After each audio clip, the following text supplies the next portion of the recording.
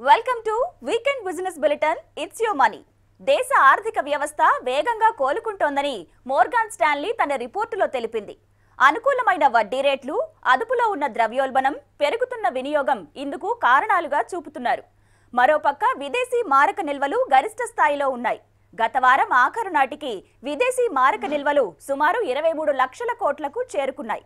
ఇక ఏటా 30% వృద్ధిని నమోదు చేస్తున్న ఐస్ క్రీమ్ మార్కెట్ పై ఫోకస్ స్టోరీతో పాటు స్టాక్ మార్కెట్లపై విశ్లేషణ, ఆర్థికంగా ఎదిగేందుకు ప్రణాళికలు ఎలా సిద్ధం చేసుకోవాలనే దానిపై సూచనలు, సలహాలతో మీ personal financial advisor wealth management తో మీ ముందుకొచ్చింది ఈ వీక్ ఎపిసోడ్. ముందుగా హైలైట్స్. కాసులు కురిపిస్తున్న Indian ice cream market, queue కడుతున్న విదేశీ కంపెనీలు.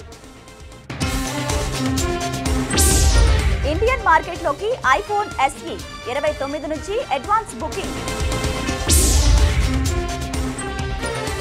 2 మంత్స్ హైలో స్టాక్ మార్కెట్లు, 25,000 పాయింట్లు క్రాస్ చేసిన సెన్సెక్స్. సేవింగ్స్ మొదలు పెట్టడమే కీలకం. ఆర్థికంగా ఎదుగుదలకు ప్రణాళికే ముఖ్యం.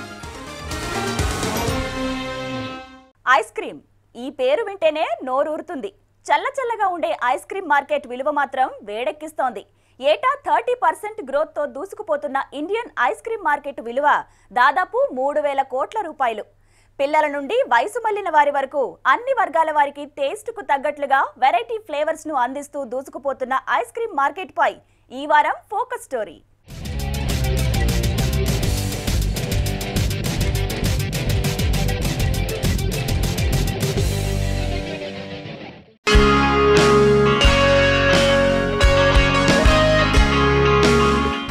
ఏజ్ లిమిట్ లేకుండా అందరూ ఎంతో ఇష్టంగా తినేది ఐస్ క్రీమ్.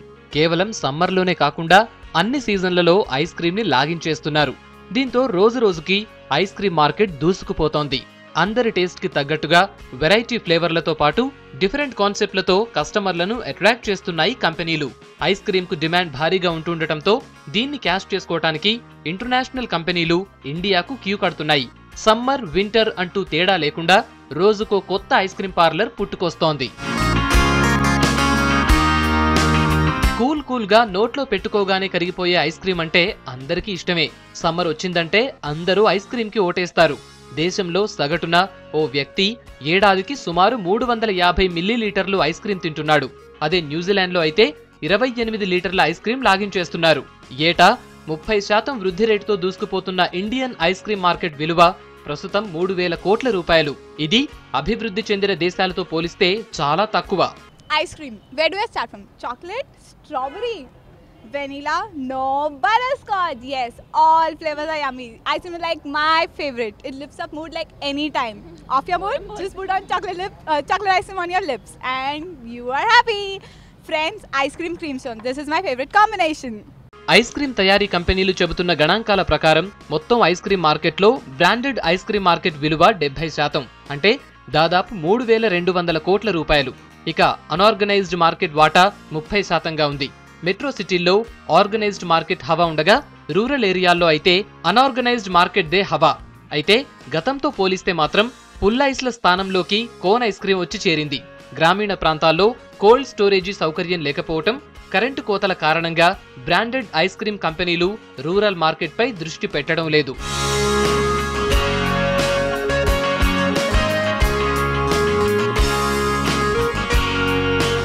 గ్రామాల్లో బెల్ సౌండ్ వినిపిస్తే చాలు పిల్లలు ఎక్కడున్నా బండి చుట్టూ మూగిపోతారు. కానీ సిటీలో మాత్రం సీన్ రివర్స్. ఇక్కడ ఐస్ క్రీమ్ షోరూంలదే హవా.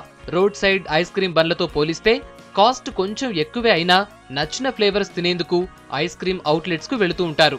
అంతేకాక కొన్ని పార్లర్స్ అయితే హోమ్ డెలివరీతో పాటు పార్కింగ్ సమస్య లేకుండా ఆర్డర్ కు అనుగుణంగా డైరెక్ట్ కారు దగ్గరికే తెచ్చివ్వడంతో వినియోగదారులు కంఫర్ట్ ఫీల్ అవుతున్నారు. I just love ice cream. At any season I can eat it, hog it, and I always crave for yummy ice cream. Creamstone is the best spot for having ice creams, and we friends usually we friends go scoops having our favorite Belgium dark chocolate and hogging onto the yummy ice creams all around is our favorite. Ice క్రీమ్లలో ఎన్ని వెరైటీలు వచ్చినా vanilla, strawberry, chocolate ఫ్లేవర్లదే major వాటా. Vanilla flavour అయితే ఓ brand గా ముద్ర వేసుకుంది.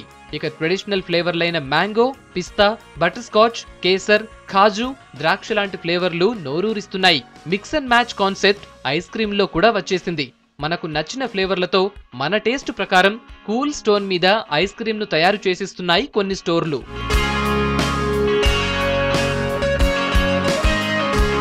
కస్టమర్లను అట్రాక్ట్ చేయడానికి కొత్త పద్ధతుల్లో ఐస్ క్రీంలను తయారు చేస్తున్నాయి బ్రాండెడ్ ఐస్ క్రీమ్ కంపెనీలు.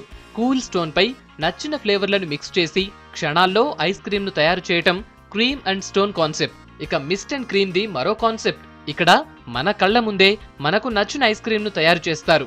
ఇన్స్టెంట్ ఐస్ క్రీంలపై విసుగు పుట్టిన హెల్త్ మైండెడ్ పీపుల్ దీనికి బాగా అట్రాక్ట్ అవుతున్నారు. ఇక world coolest ice cream concept తో ముందుకొచ్చింది మినీ మెంట్స్. క్రీమ్ లాగా కాకుండా బాల్స్ రూపంలో ఎక్కువసేపు కూల్ గా ఉండే విధంగా దీన్ని తయారు చేస్తున్నామంటున్నారు. చిన్నపిల్లలు అయితే మెయిన్లీ చాక్లెట్స్ ప్రిఫర్ చేస్తారు కాబట్టి choco magic, choco hazelnut, choco brownie అవి ఉన్నాయండి. పెద్దవాళ్ళకి మెయిన్లీ ఫ్రూట్స్ మ్యాక్సిమం ప్రిఫర్ చేస్తారు కాబట్టి స్మిట్ అండ్ నట్ అని మిక్సెస్ ఆఫ్ 3 ఫ్రూట్స్ అండి. అది బనానా, యాపిల్ అండ్ ప్రోమోగ్రానైట్. జనాన్ని అట్రాక్ట్ చేయడానికి కొన్ని అవుట్లెట్స్ ఐస్ క్రీమ్ పార్లర్స్ లోనే గేమింగ్ జోన్లను అరేంజ్ చేస్తున్నాయి. అంటే ఆటకు ఆట, రుచికి రుచి అన్నమాట. ఇక టేస్ట్ విషయంలో సామాన్యులే కాదు, సెలబ్రిటీలు కూడా ఐస్ క్రీమ్ కు దాసోహం అంటున్నారు.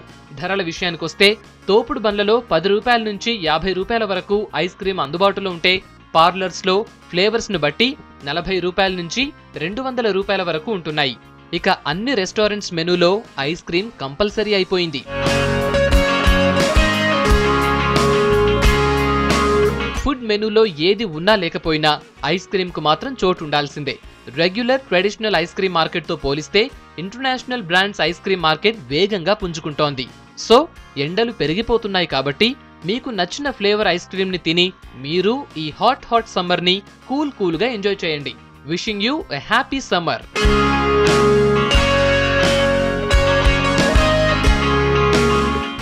మొబైల్ తయారీ కంపెనీ యాపిల్ తన తాజా ఐఫోన్ మోడల్ ఐఫోన్ SEను వచ్చే నెల 8 నుంచి భారత్లో అమ్మేందుకు రెడీ అయింది. ఈ వివరాలతో పాటు ఇతర బిజినెస్ వార్తలను ఇప్పుడు బ్రీఫ్ గా చూద్దాం.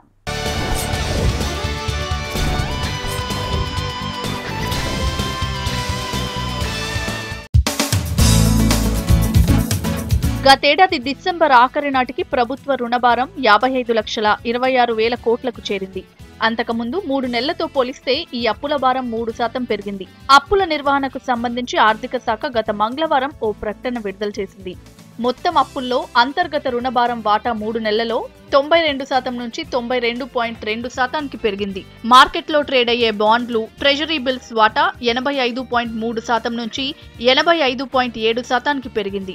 50,97,000 కోట్ల రూపాయలుగా ఉన్న అంతర్గత రుణాల విలువ 2015 ముగిసిన జీడీపీలో 37.2%గా ఉన్నట్లు కేంద్ర ప్రభుత్వం తెలిపింది. ఇది సెప్టెంబర్తో ముగిసిన రెండో క్వార్టర్లో 37.1% ఉండగా ఈ నెలాఖరుతో ముగిసే 4వ క్వార్టర్లో లిక్విడిటీ పరిస్థితి ఇబ్బందికరంగా ఉంటుందని కేంద్ర ఆర్థిక శాఖ ఆందోళన వ్యక్తం చేసింది. మరో ఏడాదిలో payments bank of department of posts కార్యకలాపాలు మొదలవుతాయని కేంద్ర కమ్యూనికేషన్ శాఖ మంత్రి రవిశంకర్ ప్రసాద్ తెలిపారు. ఇప్పటికే పోస్టల్ బ్యాంకు సూత్రప్రాయ ఆమోదం లభించినందున త్వరలో కేబినెట్ ముందు కూడా ఈ ప్రతిపాదన ఉంచనున్నట్లు డిజిటల్ ఇండియా సదస్సులో ఆయన చెప్పారు. బ్యాంకింగ్, బీమా పథకాలు మొదలైన వాటి డెలివరీ సేవల కోసం థర్డ్ పార్టీగా ఇండియా పోస్ట్ తో చేతులు కలిపేందుకు దాదాపు 60కి పైగా అంతర్జాతీయ కన్సర్షియంలు ఆసక్తిగా ఉన్నాయన్నారు రవిశంకర్ ప్రసాద్. కోర్ బ్యాంకింగ్ విధానాలు పాటిస్తున్న ఇండియా పోస్ట్ శాఖలు 2014లో కేవలం 230 మాత్రమే ఉండగా ప్రస్తుతం వీటి సంఖ్య 20,494కు పెరిగాయని కేంద్ర మంత్రి రవిశంకర్ ప్రసాద్ తెలిపారు. ఏప్రిల్ ఆఖరికల్లా మొత్తం 25,000 శాఖల్లోనూ కోర్ బ్యాంకింగ్ విధానాల్ని అమల్లోకి తెస్తామన్నారు. మొబైల్ తయారీ కంపెనీ యాపిల్ తన తాజా ఐఫోన్ మోడల్ ఐఫోన్ SEను వచ్చే నెల 8 నుంచి భారత్లో అమ్మేందుకు రెడీ అయింది. 16GB, 64GB మోడళ్లలో లభించే ఈ ఫోన్ ప్రారంభ ధర 39,000 రూపాయలు. ఈ ఫోన్లను బీటెల్ టెలిటెక్, రెడింగ్టన్ కంపెనీలు అమ్మనున్నాయి. భారత్, చైనాల్లో సేల్స్ పెంచుకోవడం లక్ష్యంగా యాపిల్ కంపెనీ ఈసారి తక్కువ ధరలోనే చిన్నదైన ఐఫోన్ను అందుబాటులోకి తెచ్చింది. అయితే ప్రస్తుతం ఆన్లైన్ మార్కెట్లో దొరుకుతున్న కొన్ని ఐఫోన్ మోడళ్ల కంటే ఈ కొత్త ఐఫోన్ ధర మన దేశంలో ఎక్కువగానే ఉంది. ఈ కొత్త ఐఫోన్లో 4-inch screen, A9 processor, finger print scanner, 12 megapixel iSight camera, live photos, speed వెర్లైస్ వంటి ఫీచర్లున్నాయి. కొత్త ఐఫోన్ SE 3000 రిటైల్ అవుట్లెట్లలో, రెడింగ్టన్ 3500 అవుట్లెట్లలో బీటెల్ టెలిటెక్లు అందుబాటులో ఉంచనున్నాయి. ఈ నెల 29 నుంచి అడ్వాన్స్ బుకింగ్ తీసుకుంటామని వీటిని అమ్మే 2 సంస్థలు తెలిపాయి.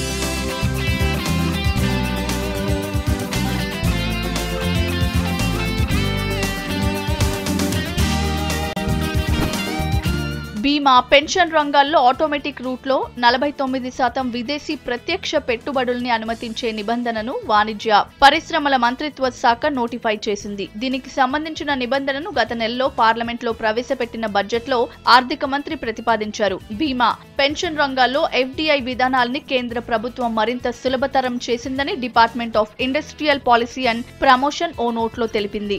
గతంలో ఆటోమేటిక్ రూట్లో 26% వరకు FDIలకు అనుమతి ఉండేది. 49% వరకు పెట్టుబడులు పెట్టాలంటే ఫారెన్ ఇన్వెస్ట్మెంట్ ప్రమోషన్ బోర్డు ఆమోదం తీసుకోవాల్సి వచ్చేది. ప్రస్తుతం ఇండియాలో 52 బీమా కంపెనీలు కార్యకలాపాలు నిర్వహిస్తున్నాయి.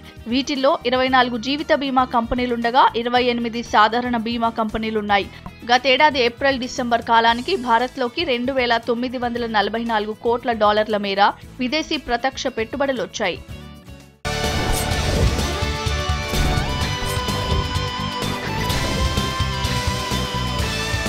2 నెలల గరిష్ట స్థాయికి చేరుకున్న స్టాక్ మార్కెట్ల ట్రెండ్ వచ్చే వారం ఎలా ఉండబోతుందనే దానిపై అనలిస్టుల విశ్లేషణను మార్కెట్ పల్స్ లో చూద్దాం.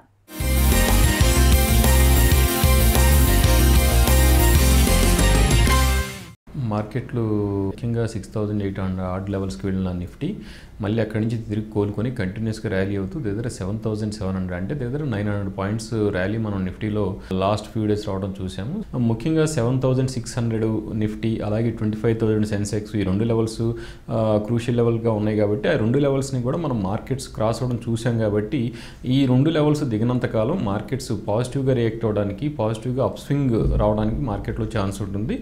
ముఖ్యంగా చూస్తే నిఫ్టీకి దగ్గర 70800 అలాగే 8000 అంటే 7800 8000 రెసిస్టెన్స్ లెవెల్ గాను అలాగే ఒకవేళ కరెక్ట్ అవుతుంటే కనుక 7600 అనేది వెరీ క్రూషియల్ లెవెల్గా పనిచేస్తుంది సపోర్ట్ లెవెల్. ఆ లెవెల్ కనుక బ్రీచ్ అయితే 7400 ఆడ్ లెవెల్స్ దగ్గర మళ్ళీ సపోర్ట్ తీసుకోవడానికి ఛాన్స్ ఉంటుంది. సో బ్రాడ్గా చూస్తే 7400 నుంచి 8000 బ్యాండ్లో market next few days swing అవ్వడానికి ఛాన్స్ ఉన్నట్టుగా మనకు తెలుస్తుంది. సడన్గా లాస్ట్ కపుల్ ఆఫ్ మంత్స్ తర్వాత ఈ కరెంట్ పాజిటివ్నెస్ ఆర్ మార్కెట్లో కొద్దిగా అప్ ట్రెండ్ ఎందుకు వస్తుంది అంటే బికాజ్ ముందుగానే మార్కెట్ పడి ఉండటం, తర్వాత గ్లోబల్ మార్కెట్స్ అన్నీ కూడా మనకి కొంత సపోర్ట్ చేస్తూ ఉండటం, ఇప్పటివరకు భయపెట్టిన చైనా అక్కడ కొన్ని మెజర్స్ తీసుకోవడం వల్ల కొంత చైనా ఎకానమీ స్టెబిలైజ్ అవుతున్నట్టుగా కనపడటం, తర్వాత జపాన్ లాంటి ఇంకొన్ని కంట్రీస్లో నెగిటివ్ ఇంట్రెస్ట్ రేట్స్ పెడుతుండటం, తర్వాత యూరప్ సెంట్రల్ బ్యాంకు స్టిమ్యులస్ ప్యాకేజీలు ప్రకటించడం, తర్వాత అమెరికా వడ్డీ రేట్లు మొన్న ఫెడ్ రిజర్వ్ మీటింగ్లో పెంచకపోవడం, తర్వాత వాళ్ళు ఈ 2016కి 4 సార్లు పెంచుతా ఉన్నది కాస్త 2 సార్లు పెంచడానికి అవకాశాలు ఉన్నాయని చెప్పి చెప్పటం, వీటన్నిటికి తోడేనంటే మనకి ఇప్పుడు ఉన్న వాటిలో స్వీటెస్ట్ స్పాట్గా కానీ ఫైనెస్ట్ డెస్టినేషన్గా కానీ FIs కానీ బయట విదేశీయులకు కానీ ఏంటి కనపడుతుందంటే స్టిల్ 7% ప్లస్ గ్రోత్ మన ఇండియా లాంటి దేశానికి ఉంది కాబట్టి, ముఖ్యంగా current account deficit physical deficits ఇవన్నీ కూడా కంట్రోల్లో ఉన్నాయి కాబట్టి, రీసెంట్గా కూడా కరెక్షన్ తర్వాత కొంచెం అట్రాక్టివ్ వాల్యుయేషన్స్ ఉన్నాయి కాబట్టి మన మార్కెట్లో మళ్ళీ లాస్ట్ ఫ్యూ వీక్స్లో FIs ఉధృతంగా కొనుగోలు జరపడం చేస్తున్నారు. అక్రాస్ ఏషియన్ మార్కెట్స్లో కూడా అదే పందాన్ని వాళ్ళు కొనసాగిస్తున్నట్టు కనపడుతుంది. క్రూడ్ ఆయిల్ కూడా చూస్తే ఇంటర్నేషనల్ మార్కెట్లో 100-120కి వెళ్ళింది కాస్త ఆడ్ లెవెల్స్కి వచ్చేసి మళ్ళీ ఇప్పుడు అరౌండ్ $40-41 దగ్గర అంటే క్రూడ్ కూడా సపోర్ట్ చేస్తుండటం. సో మనకి down the line next events ఏమున్నాయని కనుక చూస్తేనంటే మాన్సూన్ గురించి మంచి ప్రెడిక్షన్స్ ఉన్నాయి. ఈసారి మాన్సూన్ బాగుంటుందని చెప్పేసి అంచనాలు బాగున్నాయి. తర్వాత రిజర్వ్ బ్యాంకు April 5th జరిగే పాలసీ మీట్లో కూడా రేట్ కట్ చేస్తుంది 25-50 బేస్ పాయింట్స్ అని చెప్పేసి అలాంటి అంచనాలు ఉన్నాయి. సో తర్వాత నెక్స్ట్ వచ్చే పార్లమెంట్ సెషన్లో కూడా GST లాంటి బిల్స్ కొన్ని పాస్ అవుతాయి, కీ బిల్స్ అని చెప్పేసి కూడా అంచనాలు ఉన్నాయి. సో ఓవరాల్గా చూస్తేనంటే కొంత ఎకానమీ పరంగా కూడా మనం ఇటు గ్రోత్ బాగుంది, డెఫిసిట్స్ అండర్ కంట్రోల్లో ఉన్నాయి, ఇన్ఫ్లేషన్ అండర్ కంట్రోల్లో ఉంది. సో గ్రోత్కి ఛాన్సెస్ కూడా ఉన్నాయి. కొన్ని రిఫార్మ్స్ యాంగిల్లో కూడా కొంత ఇంప్రూవ్మెంట్ ఉంటుందని చెప్పేసి మార్కెట్స్ అంచనా వేస్తున్నాయి. సంపాదించిన దాంట్లో కొంత మొత్తం పొదుపు చేయడం ఒక ఎత్తు, చేసిన పొదుపును కాపాడుకోవడం మరో ఎత్తు. ఈ సేవింగ్స్ పై తీసుకునే నిర్ణయాలు భవిష్యత్తుకు భరోసా ఇచ్చేట్లుగా ఉండాలి. సేవింగ్ చేసే ప్రతి రూపాయి నిర్దేశించుకున్న లక్ష్యం చేరుకునేలా ప్రణాళిక రూపొందించుకోవాలి. ఈ ప్లాన్ వాస్తవం కావాలంటే ఏం చేయాలి? ఇదే ఈ వారం మేమందిస్తున్న వెల్త్ మేనేజ్మెంట్ స్టోరీ.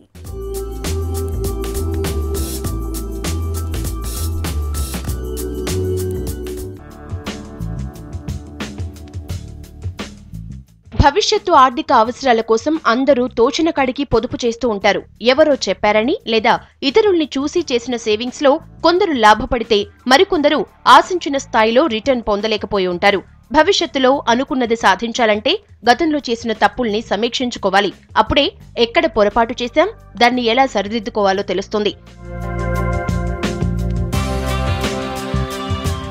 కొత్త ఆర్థిక సంవత్సరంలో ఆర్థికంగా బలపడేందుకు కొత్త ప్రణాళికలు రూపొందించుకోవాలి. ఈ ప్రణాళికలో భాగంగా ఏం చేయాలి, ఏం చేయకూడదో ఓసారి తెలుసుకుందాం. ఇప్పటి వరకు సేవింగ్స్ మొదలు పెట్టకపోతే వెంటనే మొదలు పెట్టండి. సాధారణంగా సంపాదన మొదలైన రోజు నుంచే పొదుపు ప్రారంభించాలి. కానీ ఇప్పటి వరకు సేవింగ్స్ చేయలేకపోతే నెవర్ దెన్ లేట్, వెంటనే సేవింగ్స్ స్టార్ట్ చేయండి. దీంతో సంపాదించే డబ్బు వృద్ధి చెందుతుంది. క్రమం తప్పకుండా క్రమశిక్షణతో సంపాదనలో కొంత మొత్తం పెట్టుబడిగా పెట్టే అలవాటును పెంచుకోవాలి. ఒకసారి సేవింగ్ చేయటం అలవాటైన తర్వాత పెట్టుబడి పెట్టే మొత్తాన్ని పెంచాలి. పెట్టే పెట్టుబడులు సురక్షితంగా ఉంచుకోవాలనే ఆలోచన మంచిదే. కానీ ఈ అంశానికే ప్రాధాన్యతనిచ్చి వచ్చే లాభాలను మనమే తగ్గించుకోవటం కరెక్ట్ కాదు. పబ్లిక్ ప్రావిడెంట్ ఫండ్, ఫిక్స్డ్ డిపాజిట్లు, బీమా పాలసీలతో పాటు పెట్టుబడులపై ఎక్కువ రిటర్న్ ఇచ్చే ఈక్విటీ, మ్యూచువల్ ఫండ్స్ పై కూడా దృష్టి పెట్టాలి. Safety, returns, income on invest ఉంటేనే సంపాదన పెరుగుతుందనే ఫార్ములాను మరిచిపోకూడదు.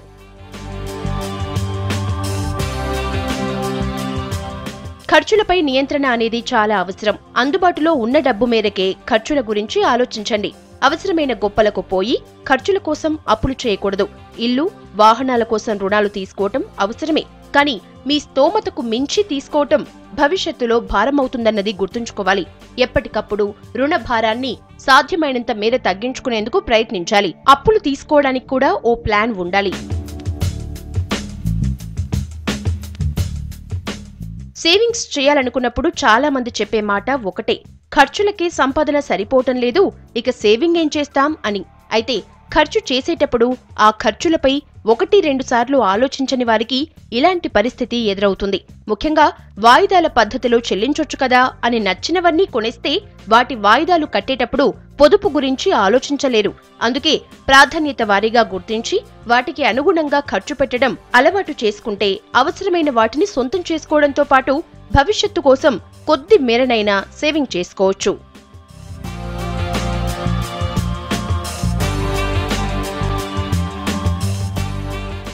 ఆదాయం, ఖర్చుల గురించి ఎక్కువగా పురుషులే ఆలోచిస్తారు. మహిళలు, పిల్లలు వీటి గురించి అంతగా పట్టించుకోరు. పట్టణాల్లో ఈ పరిస్థితిలో కొంత మార్పు వస్తోంది. ఆర్థిక నిర్ణయాల విషయంలో జీవిత భాగస్వామిని, పిల్లల అభిప్రాయాలను కూడా పరిగణలోకి తీసుకోవాలి. దీంతో వారికి కూడా ఆదాయం, ఖర్చుల గురించి తెలిసొస్తుంది. అనవసర ఖర్చులు తగ్గుతాయి. మీ బంధువో, స్నేహితుడో బలవంత చేశాడని ఇన్సూరెన్స్ పాలసీ తీసుకోవడమో, సేవింగ్స్ స్కీమ్నో ఎంచుకోవడం తప్పు. పూర్తిగా అవగాహన లేకుండా ఇలాంటి వాటిలో పెట్టడం వల్ల లాంగ్ టర్మ్కు మీకు ఆర్థికంగా భారమవుతుంది. ఇలాంటి వాటి విషయంలో బాగా ఆలోచించి నిర్ణయం తీసుకోవాలి.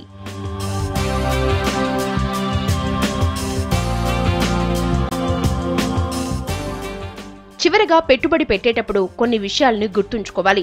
ఈక్విటీల్లో పెట్టుబడి పెడితే ప్రతి సంవత్సరం ఒకే తరహాలో రాబడి ఉండదు. కొన్నిసార్లు నష్టాలు వచ్చే అవకాశం ఉంది. షేర్లు, మ్యూచువల్ ఫండ్స్ లో పెట్టిన పెట్టుబడులకు లాభాలు రావాలంటే కొంత సమయం కావాలి. కనీసం 5 ఏళ్లు ఆగే ఓపిక ఉంటేనే వీటిల్లో పెట్టుబడులు పెట్టాలి.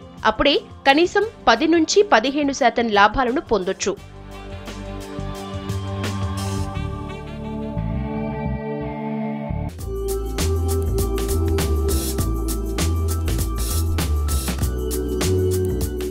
తెలుసుకున్నారు కదా, చేసిన ఇన్వెస్ట్మెంట్ పై రివ్యూ చేసుకోవడం ఎంత ఇంపార్టెంటో.